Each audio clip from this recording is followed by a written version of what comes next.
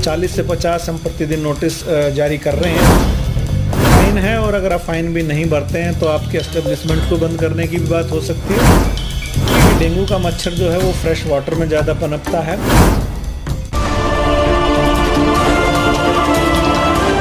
Cyber city Gurugram में बढ़ते dengue के मामलों को देखते हुए जिला स्वास्थ्य विभाग अलर्ट हो गया है। आपको बता दें कि डेंगू मलेरिया जैसे मच्छर जनित बीमारियों से रोकथाम के लिए जिला प्रशासन ने टास्क फोर्स का गठन किया। साथ ही स्कूल कॉलेज से भी संपर्क किया जा रहा है ताकि एक अभियान चलाया जा सके। इस सीजन में डेंगू के अभी तक 13 जो हैं वो कंफर्म्ड केसेस हमारे पास आ चुके हैं और अभी भी सैंपलिंग की जांच चल रही है। संभवतः आने वाले 1-2 दिनों में या आज शाम तक या कल तक जो भी रिजल्ट आएंगे तो इनकी संख्या में डेफिनेटली इजाफा हो सकता है। जैसा आप सभी जानते हैं कि पिछले कई सालों में या मैं कहूँ कि अपने इस जीवन में जो है मानसून सबसे ज़्यादा शायद सक्रिय रहा और अभी तक कंटिन्यू है और आने वाले कुछ दिनों तक और कंटिन्यू रहने की उम्मीद है।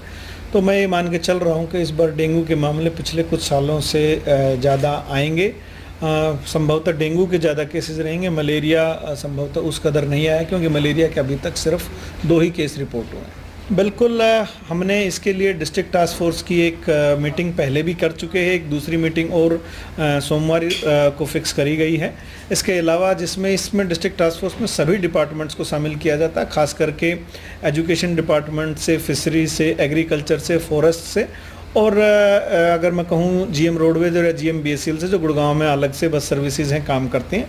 इनका मेन पर्पज़ हमारा ये है कि सभी डिपार्टमेंट का एक कोऑर्डिनेशन हो और आईसी एक्टिविटीज़ करी जाए जिसमें बच्चों को बताया जा सके डेंगू से और मलेरिया से कैसे बचना है। और बाकी दूसरे डिपार्टमेंट का मेन काम ये रहता है कि जहाँ पानी इकट्ठा है या वाटर बॉडीज बन रखी हैं उनको किसी तरह से सुखाया जाए या उन गड्ढों को भरा जाए। जिला प्रशासन की माने तो अब तक करीब 9000 से ज्यादा लोगों को नोटिस दिया जा चुका है। आपको बता दें कि इन दिनों जिनके यहाँ पर भी डेंगू के लार्वा मिले हैं उन्हें जिला प्रशासन नोटिस दे रहा है और उन पर कार्रवाई की जाएगी। कोशिश करेंगे कि जिसका जो भी छुट्टी का दिवस है उसको वो ड्राई डे के रूप में यानी सूखा दिवस बनाएं ताकि मच्छर के जो फ्रेश वाटर में लार्वा पनपता है वो ना पनपे। तकरीबन 9000 से ज़्यादा हम नोटिस जारी कर चुके हैं और लोगों से एक रिक्वेस्ट है, पिछले इस 15 दिनों में हमने ऑलमोस्ट 40 से 50 हम प्रतिदिन नोटिस जारी कर रहे हैं और इस महीने में उम्मीद है कि हम कोशिश करेंगे कि रिपीट करने की। जिन लोगों के पास नोटिस सर्व किए हैं और उनके पास दोबारा मिला तो डेफिनेटली इस बार चालान किया जाए। फाइन है और अगर आप फाइन भी नहीं भरते हैं तो आपके एस्टेब्लिशमेंट को बंद करने की भी बात हो सकती है और फिर आप जानते हैं अगर ये सारी चीज़ें ना हो तो अल्टीमेटली फिर आपके अगेंस्ट एफआईआर भी दर्ज करने का प्रोविजन है क्योंकि ये सब नोटिफाइबल डिजीज। बारिश के मौसम में डेंगू मलेरिया मरीजों की संख्या में इजाफा होता है और इस बार ज्यादा बारिश हुई है।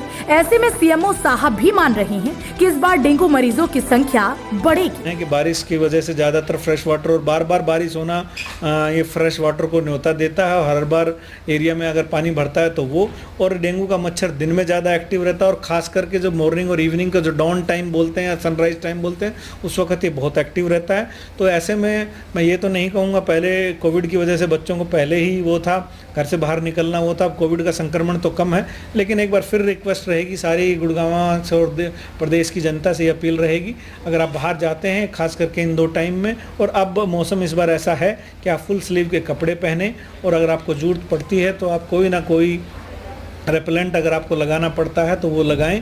और मच्छरों के से बचने का सबसे बढ़िया तरीका है कि शाम को अंधेरा होने से पहले 1 घंटा पहले कम से कम आप अपने दरवाजे और खिड़कियां बंद जरूर रखें क्योंकि ये मच्छर उस वक्त सबसे ज्यादा एक्टिव होता है। जिला प्रशासन डेंगू की चुनौतियों से निपटने के लिए प्रशासनिक अधिकारियों के साथ बैठक कर डेंगू के डंक पर लगाम लगाने की योजना बना रही है। साथ ही आम लोगों से भी स्वास्थ्य विभाग अपील कर रहा है कि डेंगू के मच्छर को पनपने ना दें और अपने आसपास साफ सफाई का विशेष ध्यान रखें। Bureau report,